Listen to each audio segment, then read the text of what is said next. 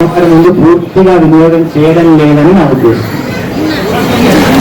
బయట మాట్లాడితే గొంతెక్క గొప్పగా వస్తుంది, జయనాదం అనేసరికి అది సన్నగా వస్తుంది, అది పనికిరాదు.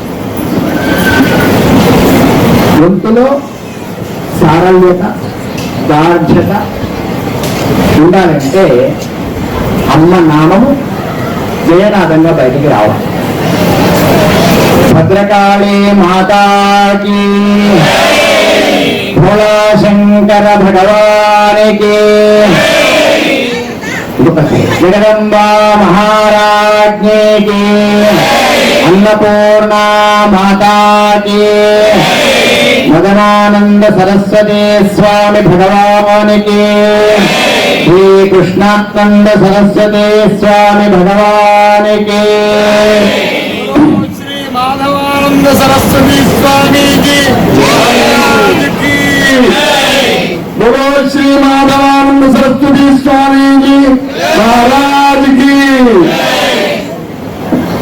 సమస్త ప్రపంచానికి ఆధారభూతమై అంతటా ఉన్నటువంటి ఆ చైతన్య స్వరూపం మన ఏకశిల నగరంలో చక్కటి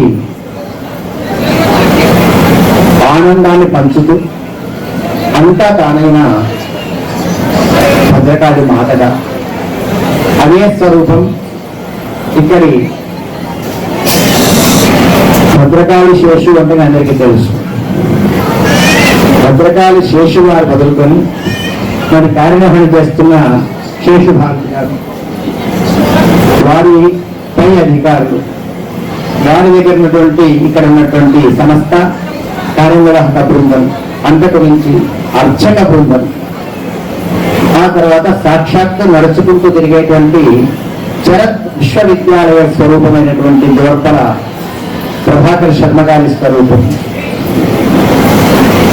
శ్వేతార్కముల గణపతి దేవస్థానం నిర్వహిస్తున్నటువంటి వాళ్ళు, తర్వాత ఇక్కడ ఉన్నటువంటి ప్రతి వ్యక్తి, ఇక్కడ లేని ప్రతి వ్యక్తి, అందరికీ చూపించే ఈ వ్యక్తి, అందరికీ వినిపించే ఆ వ్యక్తి, వీళ్ళందరినీ ఏ వ్యక్తి వెలిగిస్తుందో ఆ వ్యక్తిలోని శక్తి నాలో కూడా ఉంటుంది. మనందరిలో ఉన్న శక్తి స్వరూపానికి నారాయణ స్వామి పూర్వకంగా నమస్కారం అర్పించుకుంటూ మహత్తరమైన పర్వదివసం ఈ రోజు అనుకోవాలి. ఏది మంచి రోజు అంటే ఏ రోజైతే మన కాళ్ళు పరమాత్మ దగ్గరికి వెళుతాయో, ఏ రోజైతే మన నోరు పరమాత్మ నామం ఉచ్చరిస్తామో, ఆ తీర్థాన్ని తాగుతామో, శిరస్సు వంచి నమస్కారం చేస్తామో, అదే నిజమైనటువంటి రోజు, అది శుభప్రదమైనటువంటి రోజు. ఇక్కడ ఏమి అమ్మవారిది ఏమిటి? భద్ర కాళి. రెండు విభిన్నమైనటువంటి పదాల సమాహారం లాగా కనిపిస్తుంది. భద్రము అంటే క్షేమము, కాళి అంటే కలయతీతి కాళి. సమస్తాన్ని ఒక్కసారి చక్రంలాగా తిప్పేసేటువంటి గొప్ప శక్తి కలిగినది కాళి. మామూలు అర్థం తీసుకుంటే మొత్తం అంతర్గత అర్థం వీళ్ళు చెబితే అది 100 రోజులు అవుతుంది. మనకు అర్థమే అర్థం తీసుకుంటాం. సమస్త ప్రపంచాన్ని శాసించేటువంటి భయంకరంగా ఉండేటువంటి దివ్యమైనటువంటి పాలనా శక్తి ఏదుందో ఆ పాలనా శక్తి కాళి. కాలాన్ని కూడా పాలించి కాలాన్ని కూడా శాసించే శక్తి. అటువంటి శక్తి ఇక్కడ ఏముంది? భద్రమై ఉన్నది. సహజంగా శాసించే శక్తి అనగానే మనకు ఎలా ఉండాలి? భయం ఉండాలి. అడ్మినిస్ట్రేషన్ అనగా ఏమనిపిస్తుంది? అధికారి వెనక నుంచి పోవాలి, అప్పులోను ముందటి నుంచి పోవాలి అంటారు. అధికారి కనబడితే పక్క నుంచి పోతారు, పని చెప్తారని. కాబట్టి అడ్మినిస్ట్రేషన్ లో ఉండకుండా వెళ్ళిపోయేటువంటి స్థిరంలో మనకి అమ్మవారు ఎక్కడ కనబడుతుంది?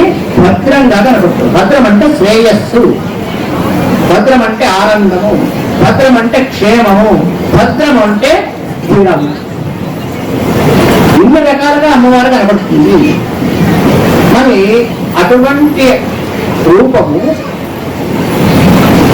ఆధికారికమైనటువంటి రూపము భద్రంగా ఎప్పుడు కనబడుతుంది అంటే మనకు మంచి కోరినప్పుడు మాత్రమే కనబడుతుంది.